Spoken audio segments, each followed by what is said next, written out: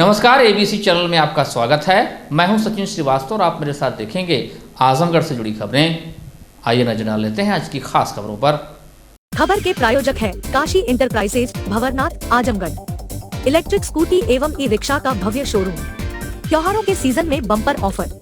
Dubai theme city dream land प्रदर्शनी एवं मेला GB global school के बगल में करतारपुर तिराहा, आजमगढ़। Tile furniture Belnadih, Azamgarh. सभी प्रकार के फर्नीचर एवं इलेक्ट्रॉनिक सामानों की संपूर्ण रेंज उपलब्ध। और paradise international school Hirapatti, Azamgarh. Admission open play group 2 class 10।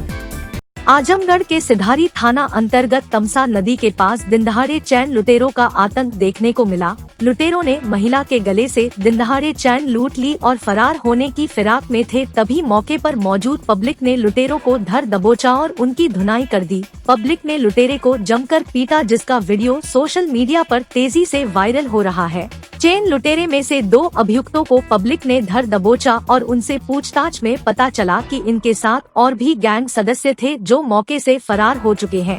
फिलहाल चेन लुटेरों को मौके पर पहुंची पुलिस ने अपनी गिरफ्त लेते हुए पूछताछ के लिए थाने ले गई है। वह महिला की चेन बरामद करने में लगी है। ऐसे में चैन स्नैचरों का खुलेआम सड़क पर घूमना पुलिस के ऊपर बड़ा सवाल उठाता है।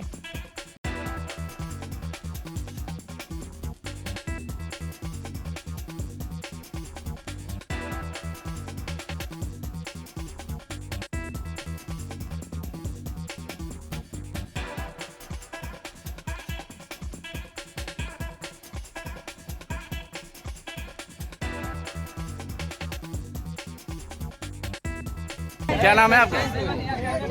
क्या हुआ? क्या पूरा मामला ये है कि वो आंटी का सब चैन निकाल लिया। अच्छा। और एक घटना नहीं है हुई, कम से कम 12-15 घटना ऐसी हुई है इस रोड पे। ठीक है। कौन लोग हैं? ये कहाँ के हैं? मालूम नहीं कहाँ का। मैं तब से गौर कर रहा था यहाँ पे, तब से। क्या कह रहे हैं? अच्छा।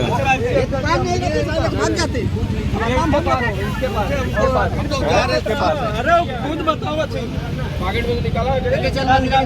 हेलो भैया, देख लो तो चेन दिखाई, चेन। ये चेन वहाँ दूसरा चैन। ये नहीं, आर्टिफिशियल लग रही है, ये सोने की नहीं है। क्या नाम है आपका? अरे भैया, ये कोई साबित आप दिखाओ। मैं देखा हूँ। क्या नाम है आपका? राजेश साहब। क्या किए हैं आप? चेन चुराए हैं? नहीं आंटी से बात, कई घटना हुई है। ये इनसे ये किसकी है? ये नकली किसी और को बना ही होगा। निकालो। अबे गुड्डो का आओ। ऐसा ही पकड़ के ले चल जाना धीरे से। जीवित मृतकों की सुरक्षा को मृतक संघ के राष्ट्रीय अध्यक्ष लाल बिहारी मृतक ने सरकार से अब AK-47 राइफल का लाइसेंस मांगा है। मुख्य सचिव उत्तर प्रदेश शासन को भेजे पत्र में मृतक ने कहा कि जीवित मृतकों को लेकर लड़ी लंबी लड़ाई, भ्रष्टाचार व धोखाधड़ी के खिलाफ किए गए संघर्ष के चलते जानमाल की सुरक्षा को लेकर उक्त लाइसेंस की जरूरत है। मूल रूप से मुबारकपुर थाना क्षेत्र के अमिलो निवासी लाल बिहारी मृतक का जन्म 6 मई 1955 को निजामाबाद तहसील के खलीलाबाद गांव में हुआ था। पिता की मौत के बाद ग्राम प्रधान व तहसील स्तरीय अधिकारियों ने उसे मृत घोषित करते हुए उसके पिता की संपत्ति पर चचेरे नाबालिग भाइयों का नाम दर्ज कर दिया। 18 वर्षों तक लाल बिहारी ने सरकारी रिकॉर्ड में खुद को जीवित कराने को लेकर संघर्ष किया। 30 जून 1994 को मुख्य राजस्व अधिकारी व जिलाधिकारी आजमगढ़ ने लाल बिहारी को सरकारी रिकॉर्ड में जीवित घोषित किया। खुद को जीवित घोषित कराने को लेकर लाल बिहारी ने कई हथकंडे अपनाए। चिट्ठी के साथ लोकसभा व विधानसभा का चुनाव लड़ा। चिट्ठी के साथ चुनाव लड़ने के साथ ही लाल बिहारी ने मृतक संघ का भी गठन किया, जिसके बैनर तले वह जीवित मृतकों की लड़ाई लड़ने लगे। सैकड़ों की संख्या में जीवित मृतकों को कागजाय में जिंदा कराया।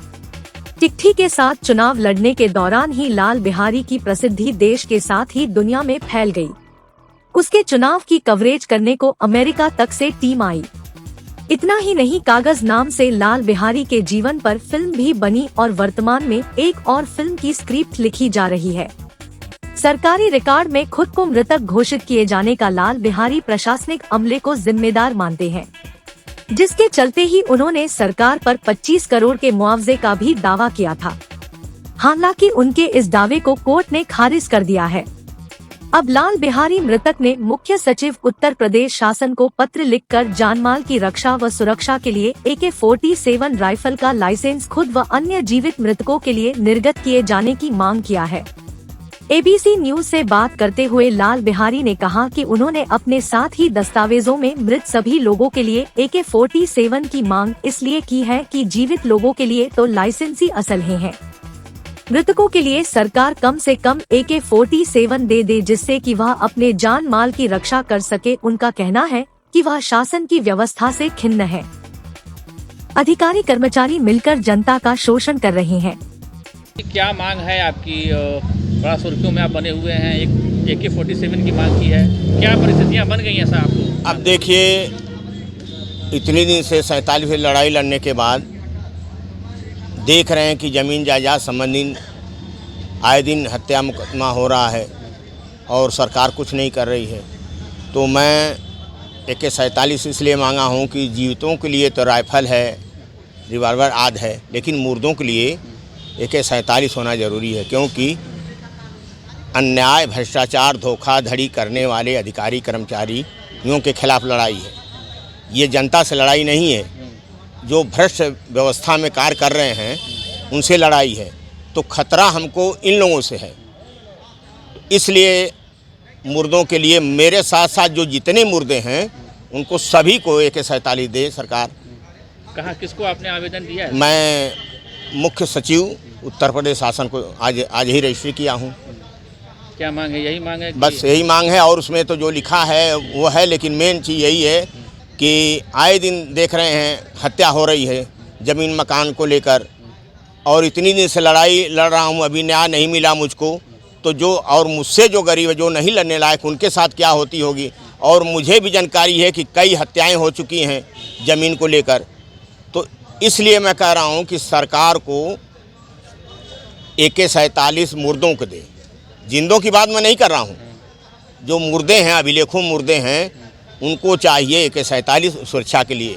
और उनको सुरक्षा भी नहीं है सरकारी सुरक्षा। ये चाहें कि हम सरकारी सुरक्षा दे दें, उनको पुलिस दे दें, उनके पीछे दौड़ा, तो उस लायक है ही नहीं है। वो खर्चा नहीं वहन कर पाएंगे, पुलिस वालों को खिया नहीं पाएंगे। और मुझको डर है कि वही जब आएंगे तो उनसे भी खतरा है।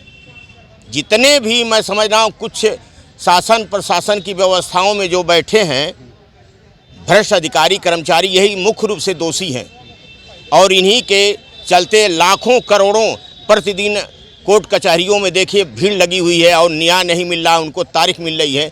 इसलिए मुझे बहुत कष्ट है। मैं 47 वर्ष से लड़ा, मुझे न्याय नहीं मिला। न्याय के बदले मुझे दागी बना दिया गया, 10,000 जुर्माना लगा दिया गया। तो व्यवस्था से खिन्न होकर आप? हाँ, व्यवस्था से खिन्न होकर। हमारी लड़ाई व्यवस्था से, हमारी लड़ाई अधिकारी कर्मचारी घूसखोरों से है, न्याय आतंकवादियों से है, भ्रष्टाचारियों से है, अन्यायियों से है, धोखाधड़ी करने वालों से विरोध है। हमारी लड़ाई जनता से नहीं है, न जनता से हमारा कभी विरोध रहा है।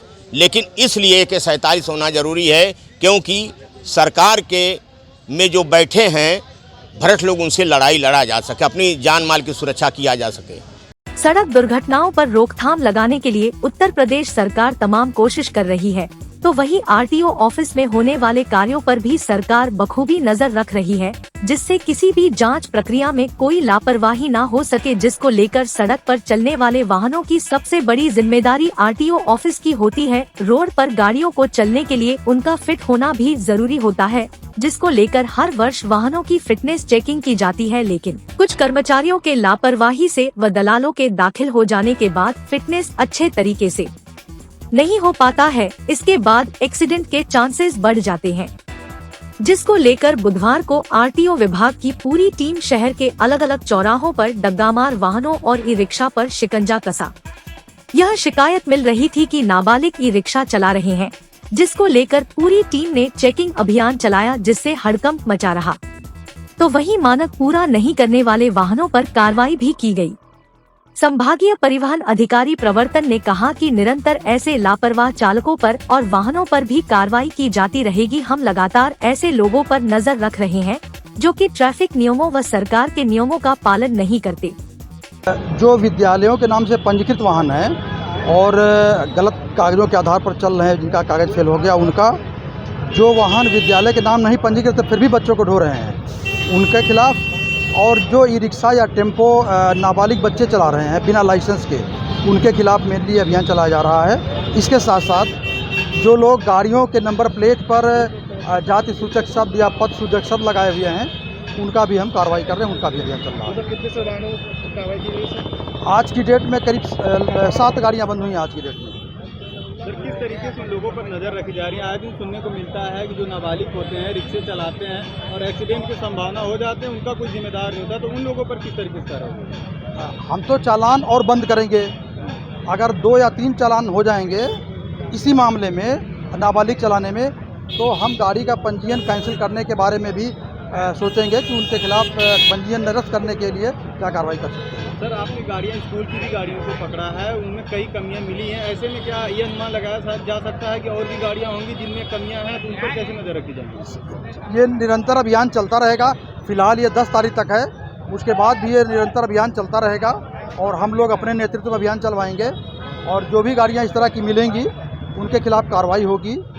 और यदि ऐसा भी पता चला है कि कुछ विद्यालय संचालक दबंगई कर रहे हैं, तो अगर किसी विद्यालय के चालकों ने हमारे अधिकारियों के खिलाफ थोड़ा गलत व्यवहार किया, तो हम उनकी गाड़ियों का पंजीयन निरस्त करेंगे, FIR कराएंगे।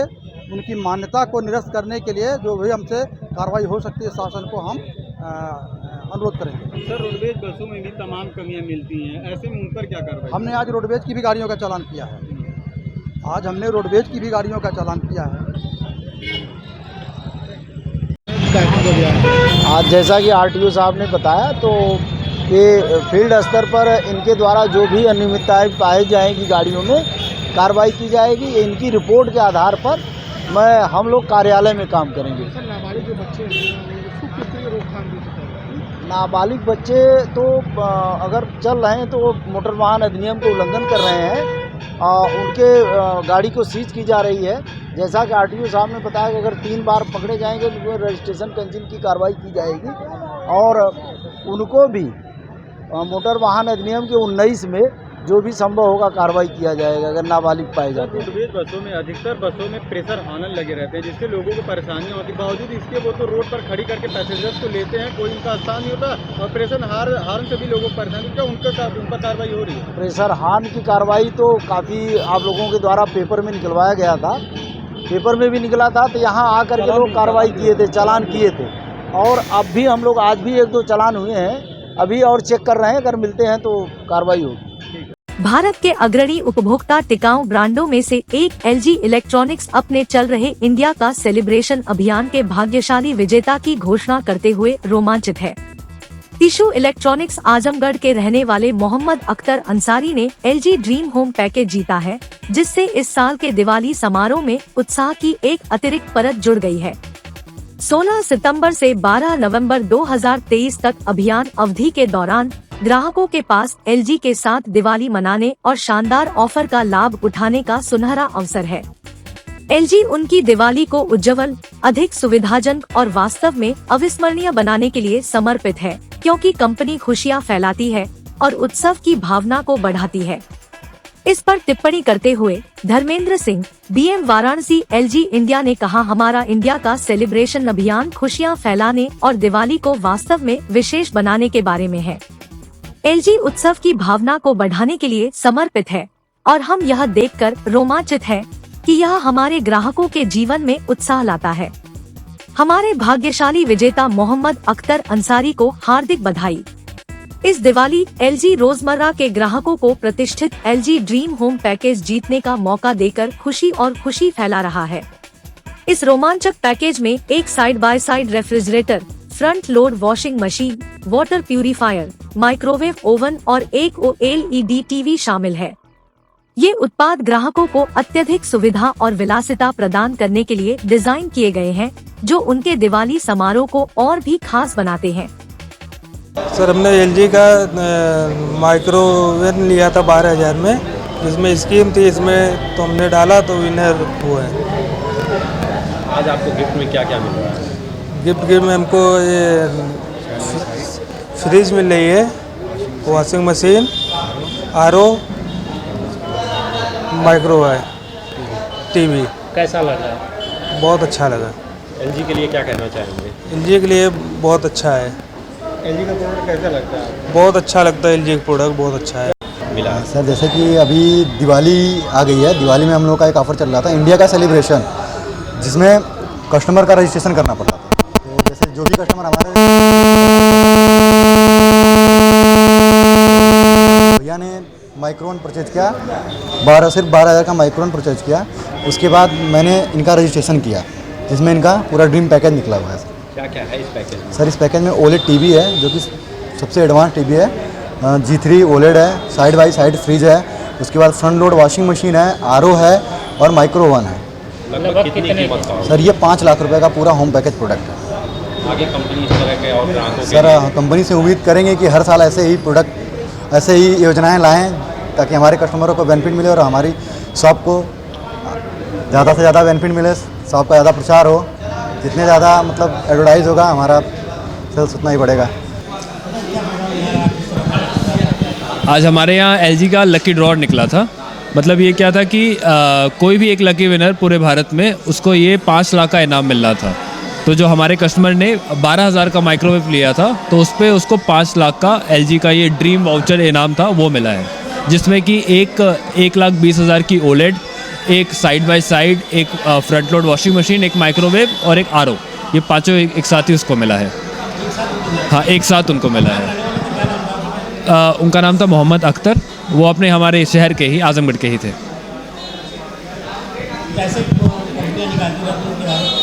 हाँ, ऐसे ये ऑफ़र पिछले साल भी निकला था हमारा, तो इस साल भी वही निकला है। तो हम चाहते हैं कि ऐसा कंपनी और निकालते रहें, जिससे कस्टमरों का और प्रोत्साहन बढ़े।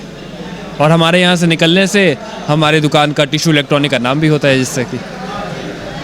डालिम सनबीम स्कूल में बुधवार को दिवाली हाट का कार्यक्रम आयोजित हुआ, जिसमें बच्चों ने अनेक व्यंजनों की दुकानें लगाई। इसके साथ ही साथ दिवाली हाट में बच्चों द्वारा बनाई गई कलाकृतियों का भी प्रदर्शन किया गया। इस समारोह का शुभारंभ विद्यालय के चेयरमैन अशोक खंडेलिया के द्वारा किया गया। विद्यालय के chairman Ashok Khandelia, director Avantika Khandelia, coordinator doctor Kusum Pandey व दिवाली हाट में उपस्थित सभी शिक्षकगण और विद्यार्थियों के साथ कार्यक्रम की शुरुआत हुई। विद्यालय की डायरेक्टर अवंतिका खंडेलिया ने सभी दुकानों का निरीक्षण किया तथा बच्चों के द्वारा लगाए गए स्टॉल व व्यंजनों की सराहना की। बच्चे तथा अभिभावकों ने दिवाली हाट के इस कार्यक्रम में बढ़ चढ़कर भाग लिया। सारा वातावरण प्रसन्नता व उत्साह से परिपूर्ण था। Today we have organized a very well program known as Diwali Haat, and we have organized this for the noble cause, where whatever money we will be getting from the output, we will buy some green plants, and which we are going to distribute among the parents or among the Azamgarh people, where they'll plant it in their home. And that is activity, that means no fire, or even if you are bursting fire, we need to be very mindful with whatever we are doing, because we are already seeing the situation in Mumbai and Delhi.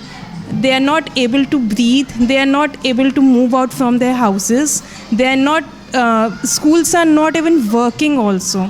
That means kids are sitting at the home, not getting appropriate education. So this year we need to be very mindful with whatever we are going to do this Diwali, and I hope each and everyone will enjoy this noble cause Diwali, which we are going to celebrate in Dalim Sunbeam, Azamgarh. कुम्हारों के उत्थान के लिए बुधवार को Chaudhary guest house में जन सेवा समिति महिला मंडल की ओर से दीप मेला का आयोजन किया गया। मेले का उद्घाटन भाजपा सदर जिला अध्यक्ष श्री कृष्णपाल, प्रदेश कार्य समिति सदस्य अखिलेश मिश्रा गुड्डू, राकेश सिंह व ऋतिक जायसवाल के द्वारा संयुक्त रूप से किया गया। अतिथियों ने कहा कि कुम्हार की कला को बढ़ावा देने के लिए यह एक अच्छी पहल है।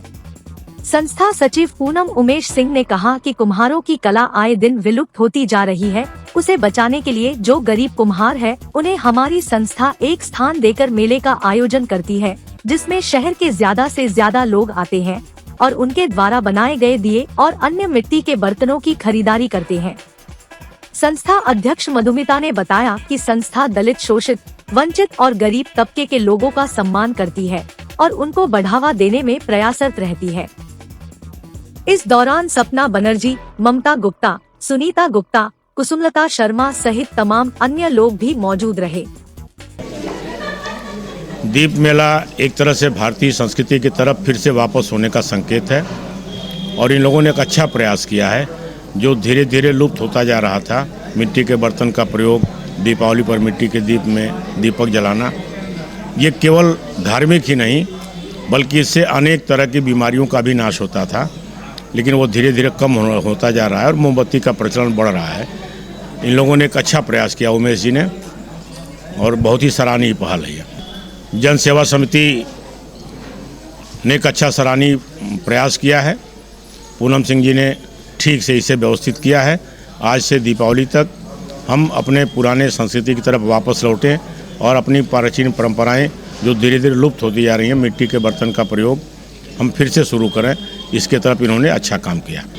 मैं जन सेवा समिति महिला मंडल की सचिव पूनम उमेश सिंह और पिछले 7 वर्षों से मैं चौधरी गेस्ट हाउस में ही दीपों का मेला लगाती आ रही हूँ। जो हमारी संस्कृति, भारतीय संस्कृति में दीपावली जब हम लोग मनाते थे तो दीपों को जला के मनाते थे और उसमें जो वातावरण जो हमारा शुद्ध हो जाता था, जो दीप जलने से जो कीड़े भी मर जाते थे उसके धुएं से। उस संस्कृति को जिंदा रखने के लिए, क्योंकि कुम्हार जो है अब वो हतोत्साहित हो रहे थे, उनके दिए नहीं बिक रहे थे, लोग मोमबत्ती जलाने लगे थे। तो इस मोमबत्ती, झालर, चाइनीज झालर सब लगाने लगे थे। इसलिए हमारी संस्था ने ये सोचा कि क्यों न हम कुम्हारों की कला को बढ़ावा दें और यहाँ पे हम उनका फ्री में स्टॉल लगवाते हैं और ज़िले के अधिकतर लोगों को हम यहाँ इनवाइट करते हैं ताकि उनके अधिक से अधिक दिए बिकें और उनकी खुशियों भरी दिवाली हो सके। बुधवार को international public school Alwal Azamgarh में रंगोली प्रतियोगिता का आयोजन किया गया। इसमें विद्यालय के सभी बच्चों ने बढ़ चढ़कर हिस्सा लिया। रंगोली में सभी बच्चों ने दीपावली की शुभकामना का संदेश देते हुए तरह तरह के दीपों के साथ गणेश जी की रंगोली व अन्य समसामयिक मुद्दों को प्रदर्शित करते हुए कई आकर्षक रंगोलियां बनाई।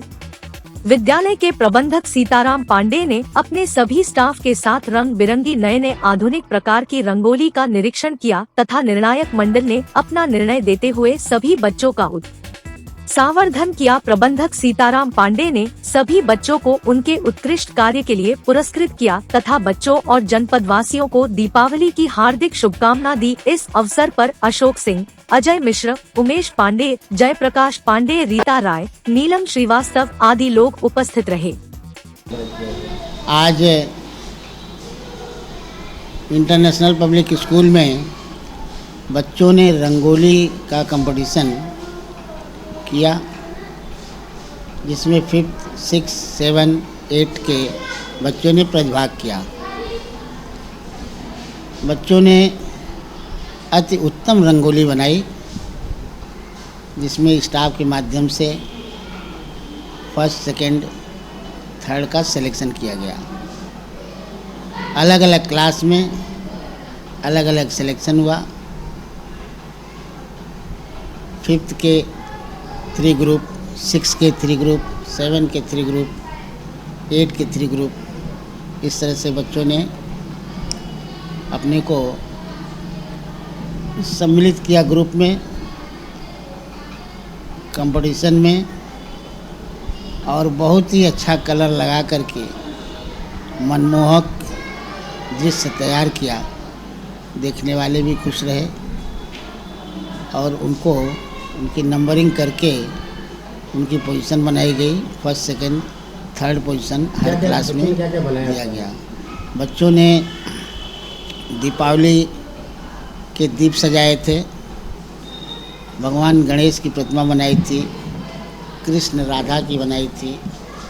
इस तरह से दीपावली से संबंधित कई तस्वीरें बनाई थी और अंत में हमारे स्टाफ ने बच्चों को धन्यवाद दिया। बच्चे 3rd 4 के जो थे उन्होंने दीपक को सजाया था। फर्स्ट किए थे पेपर पर, इनको भी पुरस्कृत किया गया। इनकी पेंटिंग और दीपक की सज्जा अति उत्तम रही। Lifestyle furniture, Belnadi, Azamgarh. सभी प्रकार के फर्नीचर एवं इलेक्ट्रॉनिक सामानों की भरपूर रेंज उपलब्ध। हमारे यहाँ EMI की सुविधा 0% ब्याज पर उपलब्ध। इलेक्ट्रॉनिक सामानों में LED TV, refrigerator, washing machine, air conditioner, air cooler, deep freezer, water cooler, mixer juicer, iron, fan, induction, battery, inverter, electric geyser, gas geyser, आटा चक्की इत्यादि। फर्नीचर के सामानों में बेड, गद्दा, सिंगारदान, अलमीरा, sofa, table, chair, rack, stool, संदीली, सीढ़ी, डाइनिंग टेबल, झूला आदि। शादी विवाह की हो तैयारी या ऑफिस और घर के लिए सामानों की करनी हो खरीदारी, पहुंचिए lifestyle furniture, Belnadi, Azamgarh. Paradise International School, Hirapatti, Azamgarh. Admission open. Play group to class 10. CBSE pattern English medium school. In-house developed digital learning platform. True digital smart school. Well qualified teaching staff. Well designed composite science lab. Fully equipped computer lab. Fully furnished library. Edge per CBSE standards. Outdoor and indoor play facility for overall development. Our branch Kids Paradise Fun of Learning Playgroup section of Paradise International School to 100+ design activity kids and play zone for Kids Paradise Playgroup section. Kashi Gomti ग्रामीण निधि limited की नई सौगात Kashi enterprises Shri Gandhi Gurukul inter college के सामने Bhanwarnath, Azamgarh. Electric scooty एवं e rickshaw का भव्य showroom. Petrol का खर्चा जाइए भूल, करिए कम बजट में पॉल्यूशन फ्री लंबा सफर। देश में इलेक्ट्रिक स्कूटी की सबसे अनुभवी कंपनी हरियाणा की विनिंग फ्यूल्स मोबिलिटी की स्कूटी और ई रिक्शा में मिलेगा आपको बेस्ट फीचर। काशी इलेक्ट्रिक दे रहा है त्योहारों के सीजन में bumper offer, LED, smart watch, dinner set के साथ और भी बहुत कुछ। RTO रजिस्टर्ड गाड़ियों की हर खरीद पर 22 इंच का LED टीवी फ्री। नवरात्रि, दीपावली, धनतेरस, छठ पर लाए हैं बुकिंग ऑफर। कराएं 1100 रुपए से एडवांस बुकिंग और पाए एक सिल्वर क्वाइन फ्री।